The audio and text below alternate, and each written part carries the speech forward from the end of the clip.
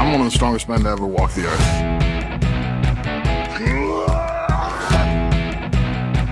I love Caesar salad.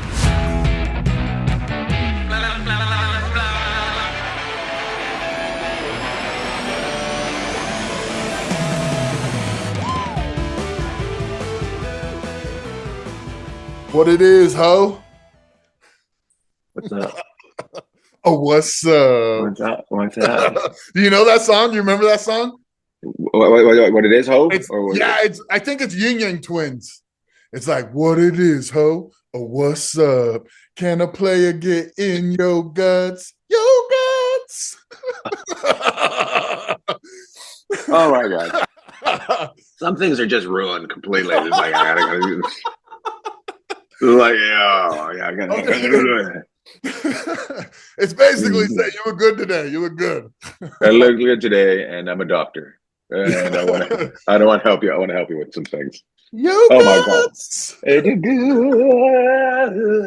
god! Honestly, real talk. Growing up, I graduated high school in 2003. Bragger. This is gonna offend people. Well, I shouldn't have graduated if that's what you're saying. I didn't technically have the credits to graduate. You're like, bragger, you got your GED over there. Bragger. I graduated. Yeah, I graduated. I graduated. No, but seriously, I want to say that part in time, I really feel like, I feel kind of bad saying it. I don't like hating on people, but I feel like the Yin Yang Twins really messed up rap. Like they took rap and they sent it on this trajectory of mumble, like repeat yourself bullshit. Like before the Yin Yang Twins. Oh my god, Grandpa. Snoop Dogg and Tupac and Eminem and Dre and 50, and then all of a sudden you had like the Whisper song. And it was like they said 3 words and then repeated them over and over and over, and they went, huh? You know? I know. Remember the Yin Yang Twins? That's what the people wanted, so they needed that. That they just it's like country music's the same way. It goes through good to bad, good to bad, to bad, good, and then confused. The only thing that hasn't, rock and roll is never gonna. It died. Why? They said rock and roll will never die, and then they were shocked.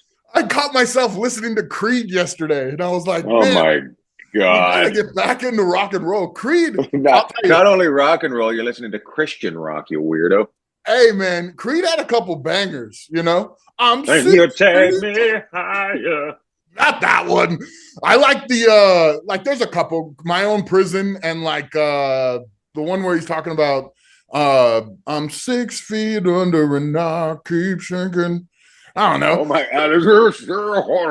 You gotta put a little you in the bottom of your throat. Yeah, it's almost like an Irish guy trying not to be Irish. You also use the bottom jaw more. Yeah. It's really, it's 90s grungy, you know. It's really chin up. Eddie Vedder started it all.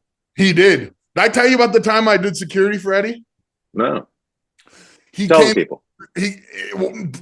Eddie's a nut. He's a sweet guy, but he is sweet nutter. He is, sweet nutter. Exactly. He's like a big ball of crazy energy. And the first thing they told me when the bus showed up, they were like, "You are on him all day, and he doesn't jump from anywhere." And I was like, "Oh, really? Okay, I'm in charge of this guy, I guess." He immediately went to the top balcony and did a backflip like 30 feet into the mosh pit. And I was like, I'm not in charge of this fucking guy. I'm not.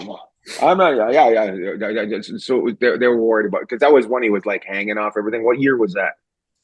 Oh, this has got to be, I'm in high school. So this has got to be like 01. Awesome. They had a guy in high school doing security for Eddie Vedder. 16. Awesome. I was like, at the beginning, I was like super soft and nice. And then like 2 weeks in, I became their thumper, you know? Right. Were you at the beginning, were you a little bit fanboyed out? I didn't fanboy over anybody until Rob Zombie came in. And tiny little man came in and you picked him up and held him in your hand. I love you, Rabbit. I was so geeked out, bro. Like House of 1,000. I love his movies too. Like his music is really good. There's some really good stuff, but like House of a Thousand or Devil's Rejects, and I loved his version of Halloween. He's a really good filmmaker, and I geeked out. I followed him back to the bus. I walked with him back to the bus, and I like stood there as if I was waiting for him to invite me up. Want me to come up there? You need some help getting that? You need some help getting out of those leather pants? Yeah. But it was cool. I think I told you about the guy that tried to give his blood to Rob on this, right? Ooh, no. That show, the bloodiest I think I ever got in any show. That show I was side stage. Rob comes out, he does this like pre-show ritual that like put these curtains around him, and he does this crazy thing in a mirror. I'm not going to talk all about it. I wasn't supposed to see it, but I did. I saw it. And tell us more. Anyways, he goes up on he's in the mirror. Tell us more. He says some stuff, and then dear Satan. Yeah, it was dark. Thank you for your help. I sold my soul to learn how to play guitar. Oh, Satan, I worship you. Yeah. It was pretty dark, and he gets up on stage, and the first song he put on was called Lords of Salem, and it starts, and it's like really deep, like echoey guitar, like wah, wah. It's really intense. There's a guy in the front, and he's got like this little scarecrow statue. It's on a stick, and he's like holding it, and he's like cheering and all this stuff. And Rob comes on, I walk him out, so I hit side stage right as he gets on. I'm 10 feet away from him, like, that's about as far as I want to get.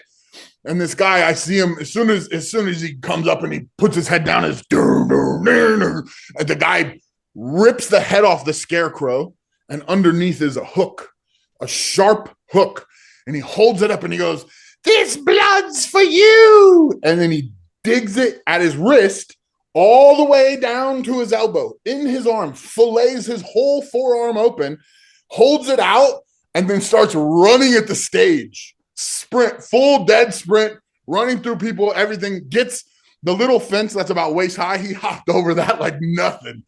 And he's just charging. And I had no time to think or react or anything. And just naturally, I brought my foot up and kicked him in the face as he was running. He went down, blood all over me, all over everything. And then we dragged him out and got him in an ambulance. He never got on stage. But like, he filleted his whole arm, from wrist to elbow, all open. And that guy grew up to be my doctor. Yeah, that's Ron DeSantis. That's right. That man is little Ron DeSantis. That guy's wearing high heel boots. He healed up well. You know what's interesting is that I wonder how old do you think that guy was?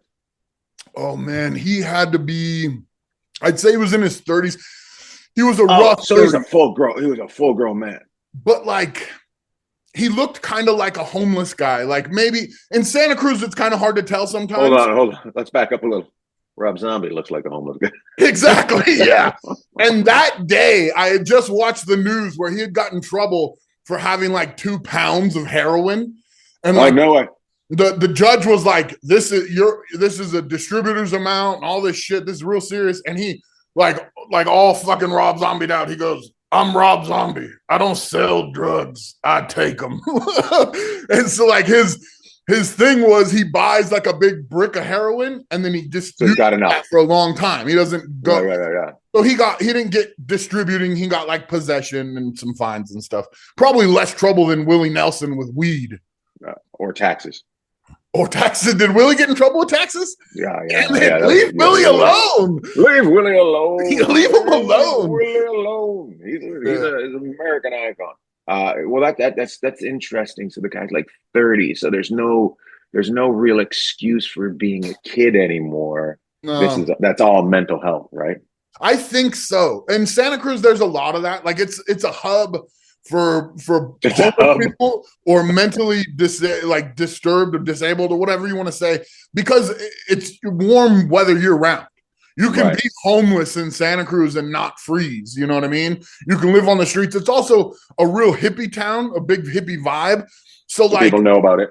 Yeah, people know about it. People know like people are nice there. Like if we 9 times out of 10, a homeless guy does nothing. One time out of 10, it's a schizophrenic who will chase you or whatever. But 9 times out of 10, they're just chilling on Pacific Avenue, downtown Santa Cruz, and like people take care of them and stuff. It's that kind of a community. So, do you think more people went there after the vampire movie? I think so. But a lot of people like that. A lot of people don't know that was filmed in Santa Cruz. They call it Santa Clara in Lost Boys. Yeah. Or like Us, that movie Us by Jordan Peele. Sorry, Jordan Peele, who's one of my favorite horror directors, made a film called Us, and it was like these replica people that live underneath the sand at that same park, and they'd come out and they'd take you and replace you, and then like these scary replica people are living your life. It's creepy.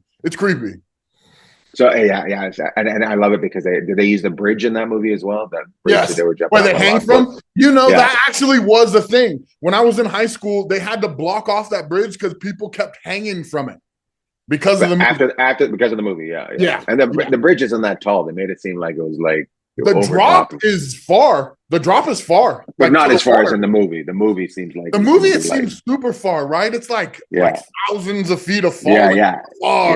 Nah, in real life, it's got to be at least 100 though. It's high. Yeah, it's high, but it's not the crazy. It's not a Grand Canyon they make it look like. And but that is such a cool classic movie. When the old man at the end, he goes, "That's one thing I hate about Santa Clarita. It's all the goddamn vampires." It's like you think the whole time he has no clue what's going on, but he's really the guy that's he knows. And the best part, I love the guy with the saxophone.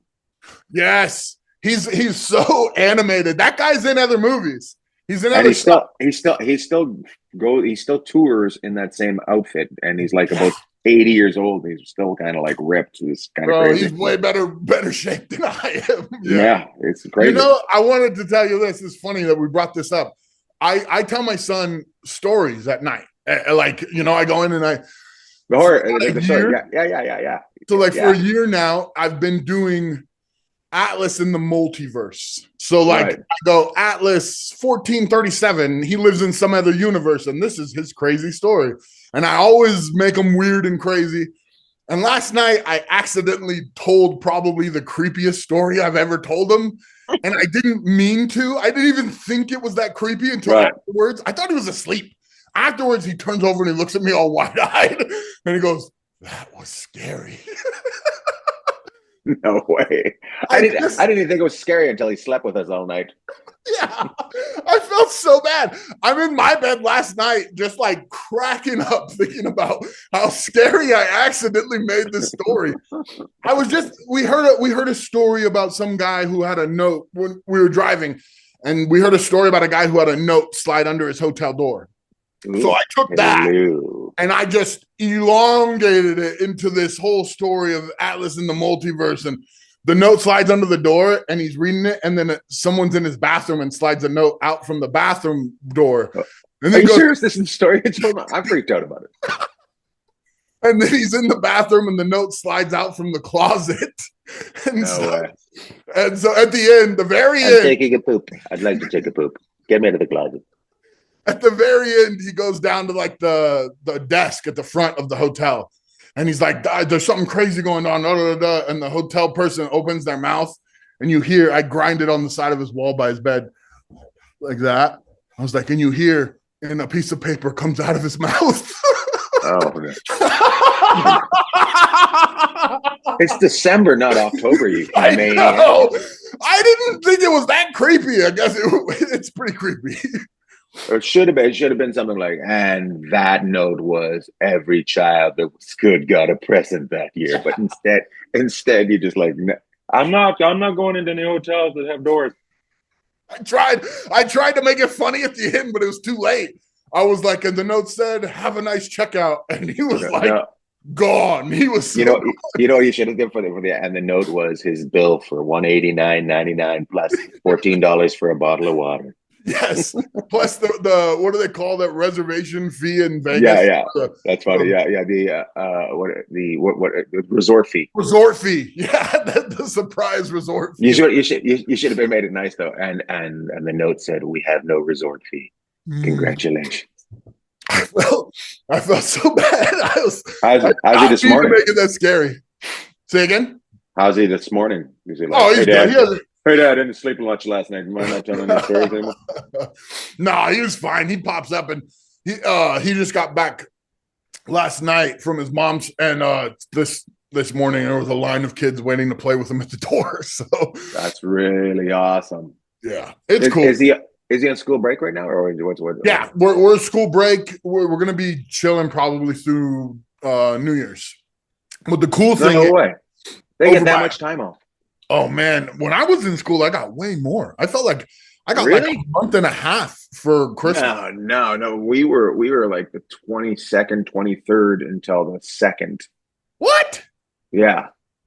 No. Nah. I don't know. Maybe your school had more. What do they call learning? More learning. Yeah, that's what I was thinking. I think it all depends on how much money the schools have, is how many days they run. And so like if you're in a big school that doesn't have as much funding, you get a longer break is probably what it is. I see. Good point. All right. Maybe. I recognize. I could be I recognize it. That's actually a good plan. It's like a restaurant. If you're not making much money, you don't open that day, right? Yeah. I mean, it's honestly, it feels weird sending a kid to school right now and being like, okay, learn to sit there and be taught like a factory worker from 1980. But all the factory jobs are coming back. In 2 fucking years, AI is going to take away all this stuff, and we don't even know what you're going to do. So like, it feels really counterproductive, honestly, because it's things have changed, and they're going to change so much. What you got to do then is you got to let them go to school, learn those things, and then give them extra things saying, "Hey, this is coming. What can we do? What do you want to do?" I think you got to let them be kids to a certain point, and then have them just prepare for the future as well too. Yeah. And you can mix in both too, right? Like kids can practice, whatever it is that's more advanced. Like there's a lot of stuff on the computer and stuff that kids are doing now that I remember in high school.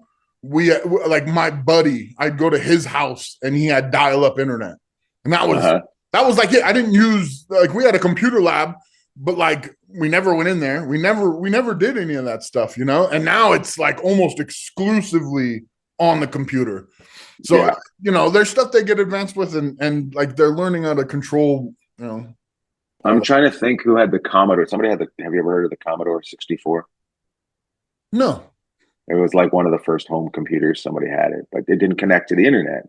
You could do certain things on it. And it was basically a typewriter with a couple extra things on it, right? Like a calculator and a typewriter. And Minesweep. But I also think it had like the first kind of like you could do like almost like you could write papers and stuff like that on it. It was interesting. And then it had I don't know if you remember, it would print, but then you had to rip the sides off. I do remember that. Yeah, it was almost like teletype paper. So it had all the holes in it, but I can't remember who had that. Somebody had it. I just remember looking at it. I'm like, that's interesting. Wonder what that's going to be all about. And little I know that it's going to be all my life was going to be spent on that thing. Yeah, exactly. All I thought was like, a new thing for dorks to play with. Cool. It's like a video game, Yeah. That's what I thought. How does this get me to space? Yeah. We had a buddy. I'll say his first name. I had a buddy. His name was Guy. Ooh, hello, Guy. Fieri. No, but I was in high school. And his parents worked all day, so we'd go to his house right after school, and he would like go on whatever website, Playpen or whatever, and he would print a picture of like from the website of the girl or whatever, like a picture of a girl, and so like this only worked for like a couple weeks before we got caught. But like we'd go over there and we'd print like there would be 4 of us and we'd each get one photo and it would take 40 minutes to print and it would be soaking wet with ink. You know what I mean? I was gonna say, you know why? It's not that they've caught you guys doing it. Their ink disappeared one day. What are you guys printing? Yeah. Full page photos, like the background and everything, you know. That's really funny. I remember that when you'd print something, that sheet of paper would be just soaked. Yep. Yeah, it's way better now. I mean, I like the printer we have now. It's so much better, and like obviously you can do like colorless and all that stuff now. Back in the day, I don't even know. I was honestly just so scared his dad was going to walk in and catch us. That's really like funny. Half the picture in the printer and us all circled around it, you know. one guy looking at the window. Yeah, we're good. Print. Yeah. One line at a time. I loved it. I remember when I went to this comedy club once in Tampa, Side Splitters, and they didn't have a separate line for their computer, so they either could take tickets on the phone or they could use their like it was. I'm just like, this place is trash. They don't even have a second line. I was just like, oh my god. So yeah, if you go through, I pitched a show and to the Discovery Channel, they didn't like it. It was about old people had to use nothing but technology and young people couldn't use any technology at all. And they had like, it was the Amazing Race, but they had to get places by using non-technology technology. Yeah. And I was just like, I always thought that would be interesting because things are so different. Like, do you remember Rand McNally? It sounds very familiar. It's maps. Okay. Maps. So I remember, I can't remember what the name of the map. When you moved to LA, you got this giant book of maps and you had to figure out where you were going all the time. And it was E4. I remember you going page 12, E4. Have to figure out where figure out but it was, you'd learn the city really well. And you really get to see all the reason for the layout. Like when you're looking at a big map, you're like, oh, it actually kind of makes sense. Like the people that designed this were not stupid. You know, it's actually well set up. I shouldn't be mad as I am driving there. Now that it's it makes sense now. Yeah, but I drove from where was I? I was in Reno to Monmouth, Oregon, just on maps, and then I drove from Fresno to Flagstaff just on maps. And both of those times, I didn't have a driver's license, so I had it all mapped out to avoid like all the way stations and all the spots and everything. Oh man! Does Atlas does he ever been taught how to use a compass at school, like stuff like that? Not a compass. We have an app on the phone that shows the compass. And it's called Stargazer. And so you hold it up and it shows you where all the stars are and it's got a compass on it and stuff like that. But no, he's at the age I'm trying to slowly teach him how to use like a little pocket knife, you know? And like he's already gashed his hand open once like a couple years ago. And nice. Then, like, he tried to hide it from me because he thought he was going to get in trouble. And I was like, get in trouble for what? Like, we gotta get a Band-Aid, dude. What are you talking about? Yeah. You know? Yeah. So as he turns whiter, then I'm gonna give you trouble. Start losing all your yeah. He's half Spanish, so he's already got like a real fair skin. You know what I mean? Nice. I think that's part of growing up. Like a lot of people I see online, this thing they'll show a thumb mark with a burn print on it.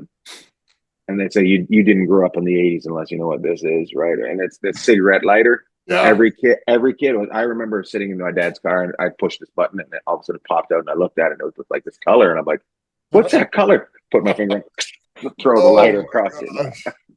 So bad. They don't even come with those anymore. But I think you should burn. I think every kid should burn themselves on a lighter. It gives you a little bit of What kind of knowledge is it? Just like so you know, it's knowledge you need that they don't really get taught. Like You common gotta sense. know there's Teaches you consequences. common sense. Yeah, common sense, and realize too, like you obviously in that moment had no idea that you were about to do that, and like it sets you up for the future of like, okay, I'm not aware, but there is something that I need to be looking for. You know, it's like you don't always know what's going on. Like the dads that used to, there was always like the thing when I was growing up. The dad would always be like, "Oh yeah, let him stick the knife in the power like what's that called And the socket until socket." There you go. So the dad would always be like, "Yeah, let him do it. He'll only do it once." You know. Yeah, and he also won't be alive after. Yeah, some of those kids have real issues. Yeah. So the town I grew up in, we had one elevator in our town.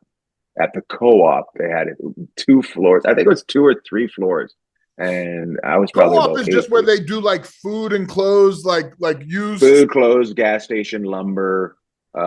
Is it a regular store? Or is it like a cheaper store?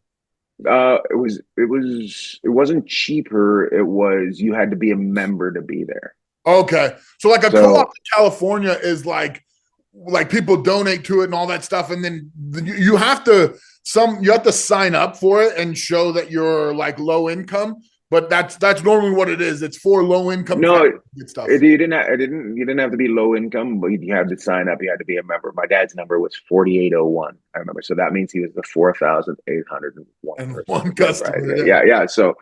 But I remember going into this elevator being like probably between 5 and 10 years old and never being in an elevator. And like I've been in that elevator like maybe 2 or 3 times with my mom or my dad, just I'm getting something up there, right? Like bringing down something. And I was like, I'm gonna take the elevator on my own. And I get in the elevator. I'm like, the door closes. I'm like, I have no idea what to do. You remember that? I remember that because I remember standing in this elevator going, I'm never getting out of this box. This box is closed and I'm never going to get out. And it seemed like I was in there for an hour and a half. It was probably about like maybe 10 seconds until somebody else pushed the button, But I just remember, I don't know what to do. And then I just stood there and the person came in and pushed the button. I'm like, how do you have to push the button? Yeah, learn quick. That's funny because I'm remembering when I was a kid, we bounced around a lot. We moved, but there was this one place we lived, and I believe it was outside of Reno, where like a lot of the people in our neighborhood had old cars. Reno's very popular with old cars. They have this thing called Hot August Nights in August. Yeah. It's awesome. It's really cool. And I don't know why we were rapscallions, man. I don't know why. I feel bad, but like little roving bandits, we'd creep around the neighborhood and we'd rip all the emblems off of the cars, like on the hood. Yeah, we would do that. And then we would keep them and we would bury them. And like, so we had all the emblems from the neighborhood buried in our backyard. And one day my mom found out and she was like, you guys, we need to get these, da, da, da, da. And my big brother was like, you're not telling anybody where these are or I'll bury you with them. And I remember he caught me digging them out and he literally buried me with the emblems in the dirt. Like barely had like my face and head out of the dirt, but I was so covered I couldn't move. And I remember feeling like I was stuck there for hours. I don't know how long. I don't remember getting out. I just remember like the panic of being buried. It's funny when it's like that. It's like it seems like it's for days. It's like a couple minutes at the most. 4 minutes. He probably didn't even finish burying. Did your mom make you take those guys back? I mean, all those emblems back, or what'd you guys do? Hoodlums. I would like to say she did, but I'm guessing they're in that backyard still, right? Yes, I'm guessing. I don't remember. I guarantee that somebody moved into that and they were mowing their lawn, and as all of a sudden something flew across to it just kind of came up and it got caught in the thing and just flew across. And they found a bunch of different emblems in there. Oh my God. And I was a little kid too. I remember ripping a Cadillac. There was a beautiful old Cadillac, like just like it looked like the Batmobile. It was so awesome. And I remember trying to get it and like it had like a cord or whatever. So yeah. So I'm like standing on the bumper trying to rip this thing off. like a little animal, man. It's so it's bad. You're having so much guilt right now. I do. I feel so bad right now. I do. Did you get it off? Did it ever come off? Or Yeah. That was my baby. That was my prized one, the Cadillac. That's really funny. I feel so bad. I do. Honestly, talking about it right now is making me a little uncomfortable. He's gonna go in and hug his son after this. All right, shit, just go to Denver. I'm sorry. Don't do just push a note under the door that says sorry. that same neighborhood we were in, my dad, he used to drive a big work truck. He worked for Caterpillar, and so he had a white work truck that had like a little crane on it and all that stuff. Normal drive around truck, not like a 18-wheeler or nothing, but big. And he would Dualies. Yeah, he'd come home and he'd let us sit on his lap and drive around the neighborhood like it was like a circle. Hilarious. And the lady who knew that we had ripped the emblems off but never caught us, that lady, she called the cops and sent the cops over.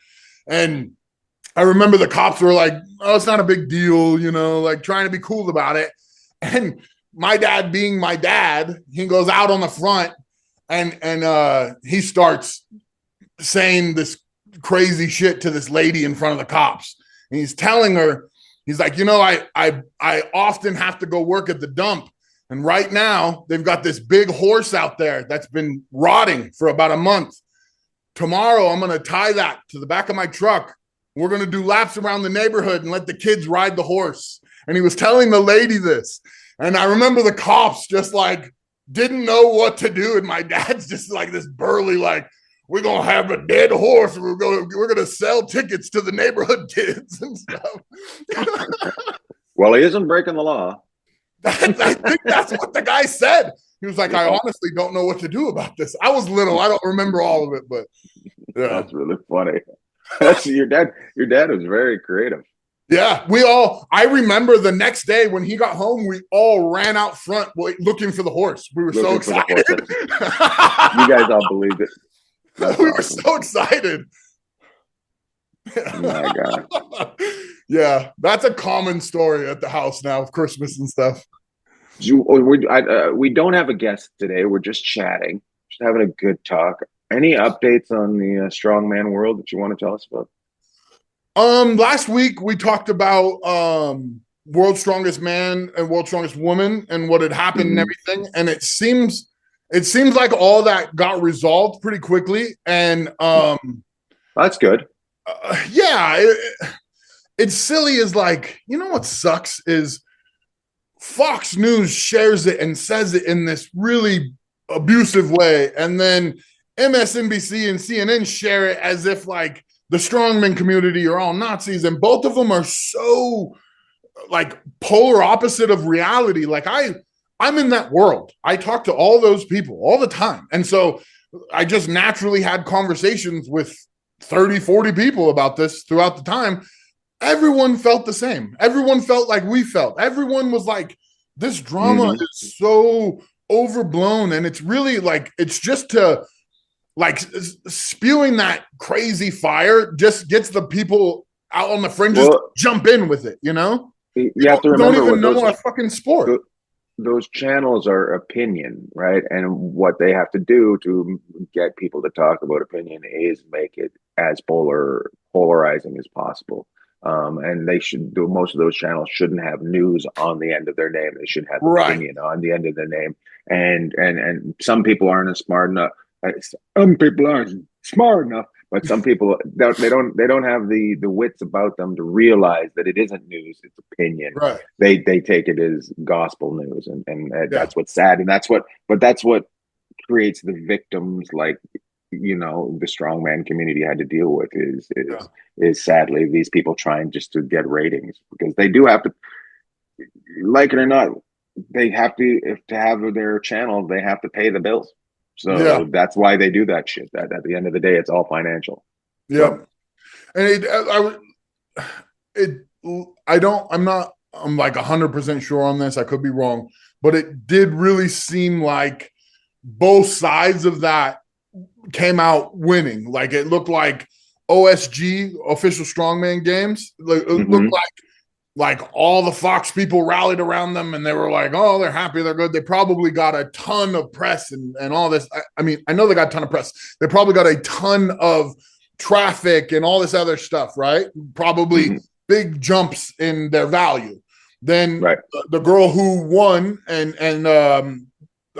they what is that called? They stripped her title, whatever. The girl who won, they villainized her. She wasn't trying to attack anybody. She was just trying to compete.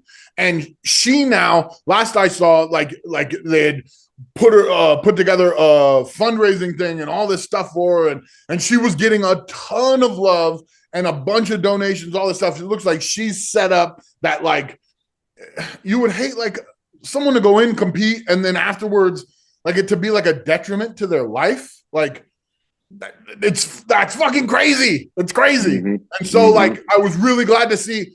Most likely they're probably going to get pushed to the outer tiers of the political spectrum, which, you know, probably not the best, but at least they're both benefiting from it at this point. Neither of them is really eating it as far as what I saw. I'm sure both of them are getting hate in their stuff, but that's the internet. Always going to happen. It's the internet.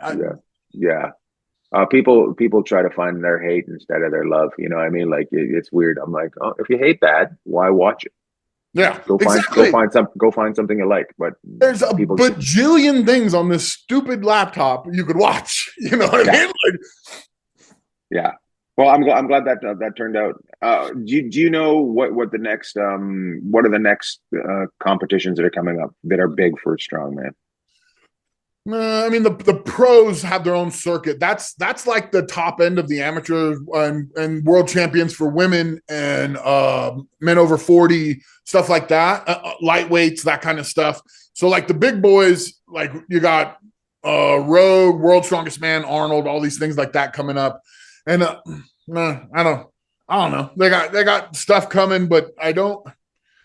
Do the holidays get in the way of these guys training? Like, because let's be honest, the holidays start, I'd say, October 16th around Canadian Thanksgiving, and they end in January 3rd.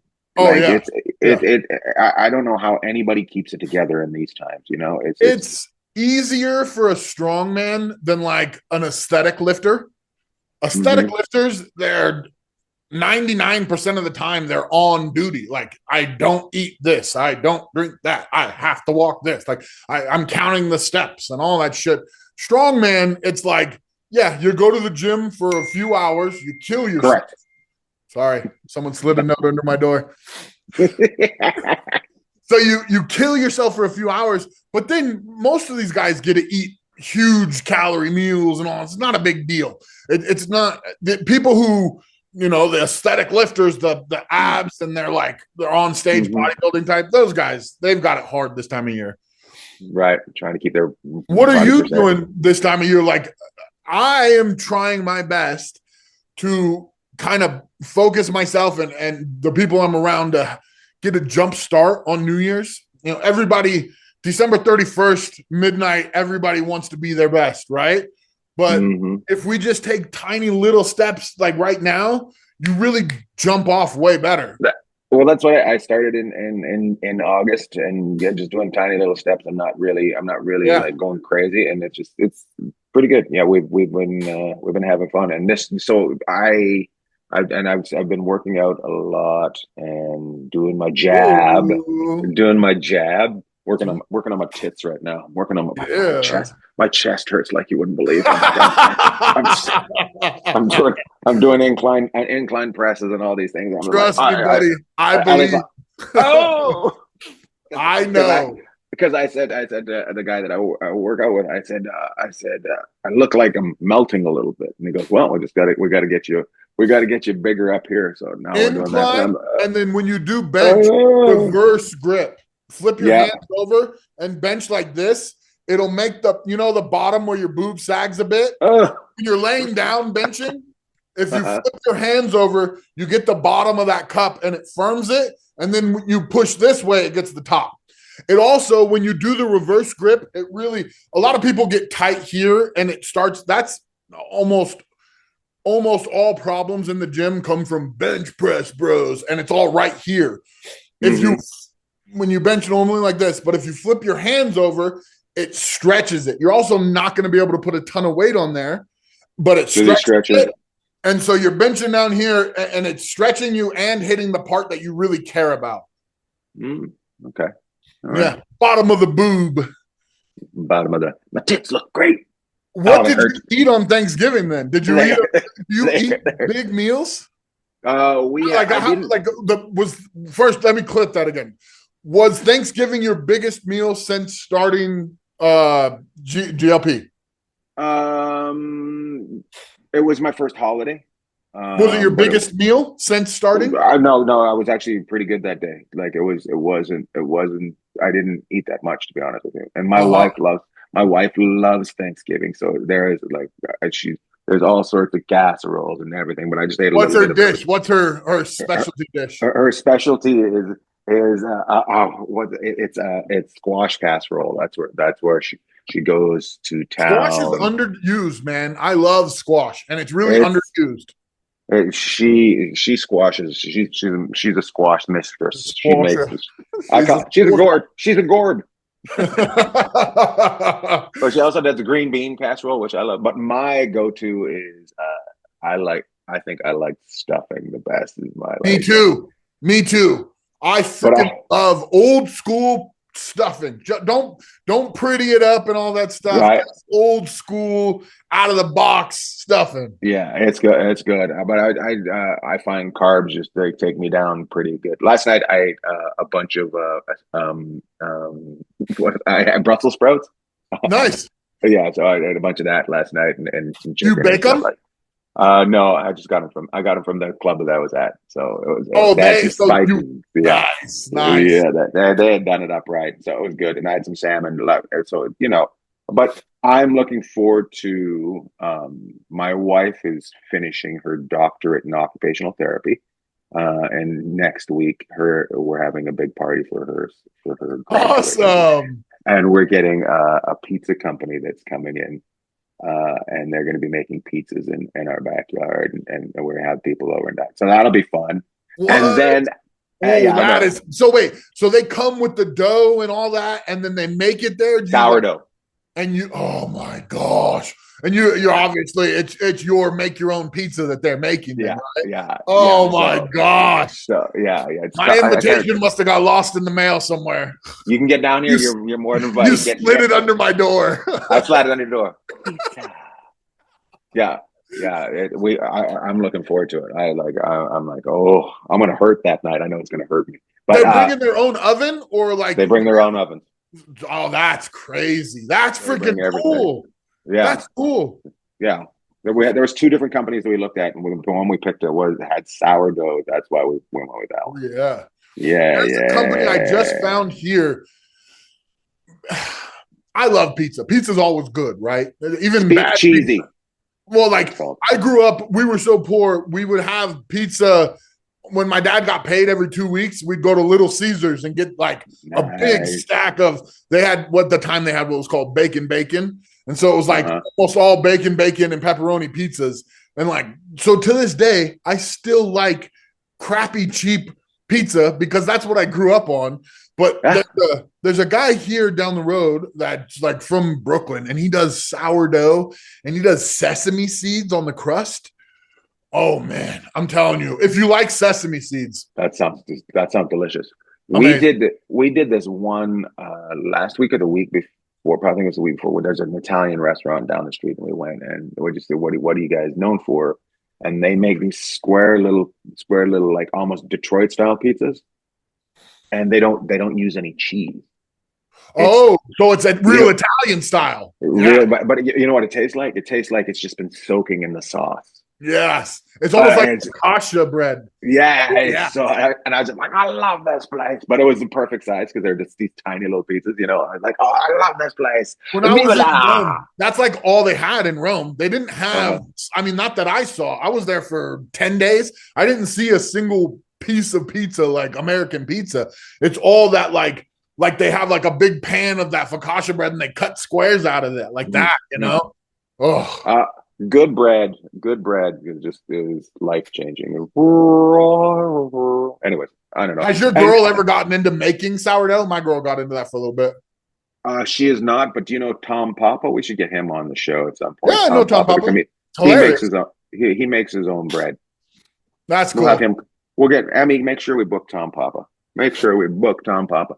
But he's hilarious. I like him. What's coming up for me is we got Christmas after that, right? Which we're just going to hang out but I've only got this weekend. I go to Cincinnati. In 2 weeks, I go to Seattle and Spokane, and then I'm done for the year until January 9th.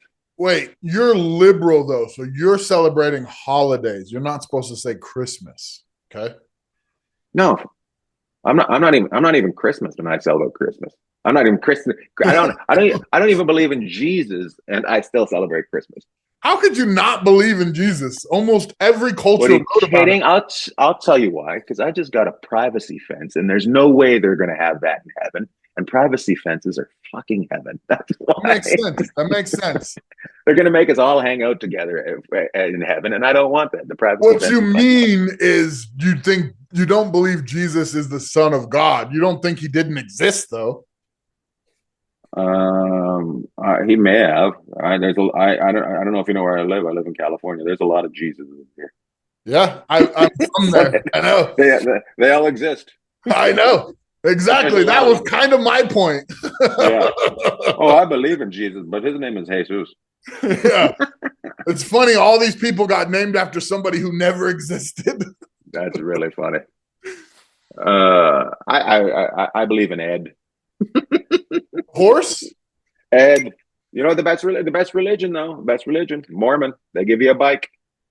Mormons are nice, man. They are really nice. They give you a bike. It's everybody else is promising you heaven, but the Mormons have it right there, right then. You know, they've got this crazy show that's like Mormon wives. They've got. Do you know they also have Golden Bachelor? Yes, the guy that isn't going to last long. He picks an old lady. Yeah. And did you know that guy? The Golden Bachelor, he wins, he picks this lady, they're all sweet and stuff. He immediately starts cheating on her all the time, and she left him within like a month of the show. Well, my thing about that was, of course he did. He's that old. He's single. Yeah, there's some problems there. People are thinking that he's just going to be the sweetest man ever. No, if you're 60 and you're single, you're serial. Yeah, you've been gonorrhea unless his wife had passed. So the lady. So I just listened to the story on another podcast. The lady who had won, her husband had passed like a couple years before, so she wasn't like single her whole life. But she was right back onto the bone. 4 years. You want her to be alone? Don't be mean. She's a nice lady. She needs at least a decade to get over it, that horny little whore. I don't think either of us is going to take that long to get over, so I don't blame her. But yeah, I thought that was, I've got to watch it now. Just the fact that it's a 77-year-old bachelor, I really want to watch. I got to see it.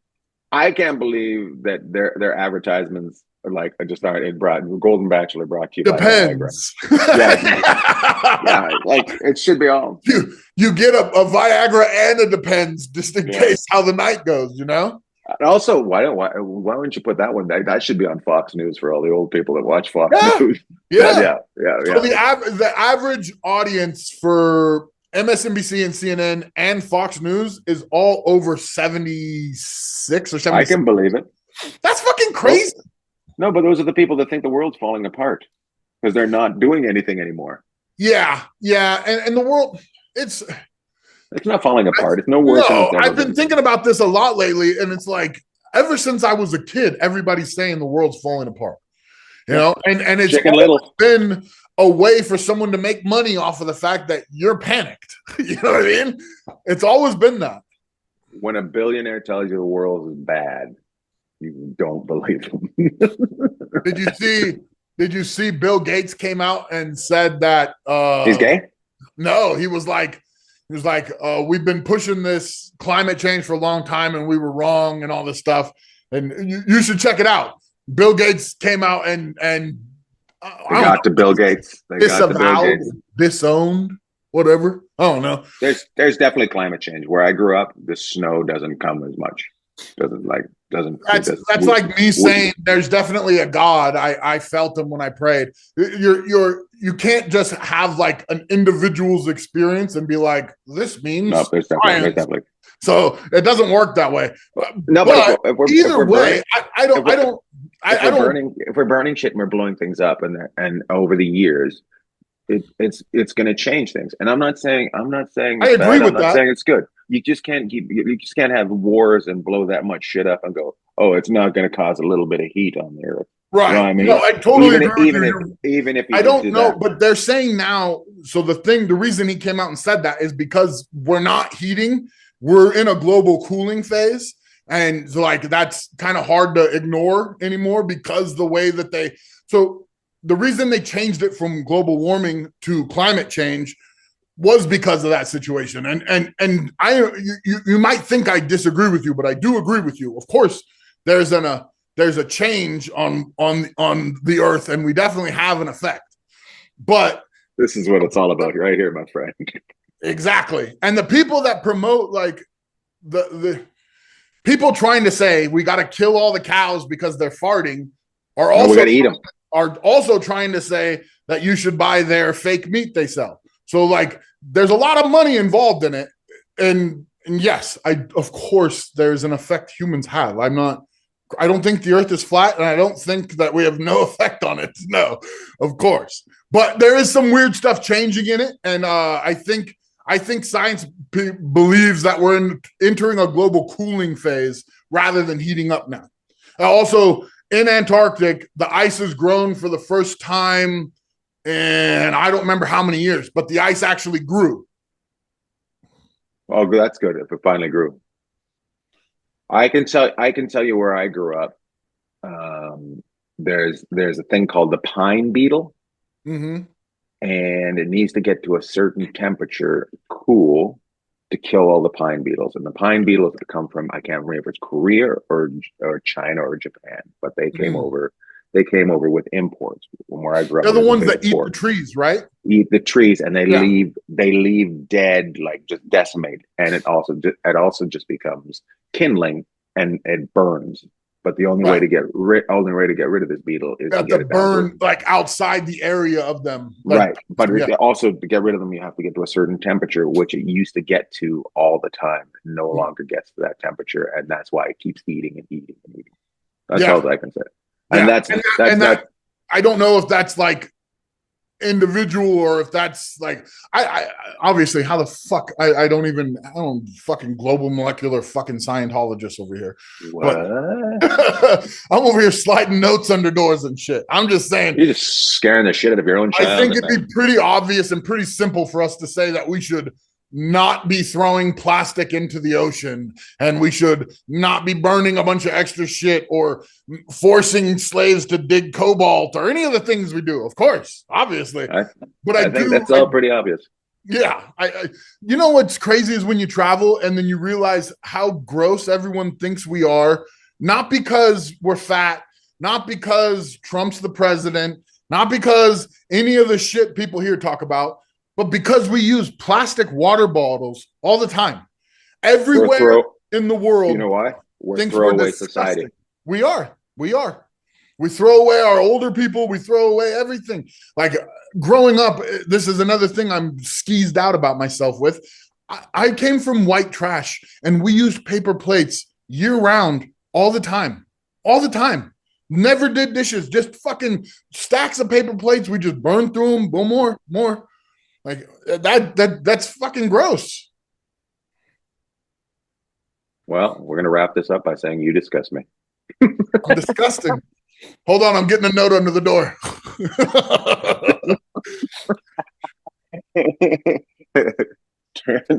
Stop using his mic. The note underneath the door was stop using your air conditioner. That's what it was in the hotel. What you can do is do your little bit. Bit. Try to make it a little better place. Yeah. Be nice and try and use glass. Try and use glass. Or I like cans. Cans are awesome too. If I'm at a store now and I need to get a water, even though Liquid Death is $3 more, I'll still spend the money on an aluminum can rather than plastic now. Yeah, absolutely. It's the only way to go. Well, Robert, that was fun. Yeah. I don't even think we talked about anything, did we? We did. We probably talked about some stuff. shit we're going to get in trouble with. We talked about stuff, and then we talked about nothing, and then we talked about some more stuff, and then we had fun. And it was good. In the recap, in the notes down there for you guys listening. Also, by the way, quite a few people sent me that we were on their Spotify top list, which was really sweet. To the people out there that said that, thank you very much. You guys are awesome. Put in the notes down here that it's obvious that Ian is a climate denier, and that whatever he was trying to pin on me, just twist that back, just for us in the comments, guys. Thank you. Robert has stolen pieces off of cars, and he should feel guilty for the rest of his life because that old man's been driving around in his Cadillac without a little topper on the hood for a long time, wondering who stole it. I was like 7. And I know you know what? It's funny. I know that guy because it was a show car. He had an enemy, and he blamed that enemy for years. And here it's just some hoodlum that was riding around on a dead horse on the back of a truck. Luckily, before they could have ring cameras, because seeing my fat little self standing on that thing trying to pull it off. Oh my God! It's like doing the truffle shuffle in the Goonies. Yeah, that would have been on that Nextdoor app in a second. Oh yeah, this little savage, this fat little savage. Oh my God, fat little savage! You know what? That's a great T-shirt. Yeah, fat little savage. Oh my God! All right, have a great day. You too, buddy. Take off.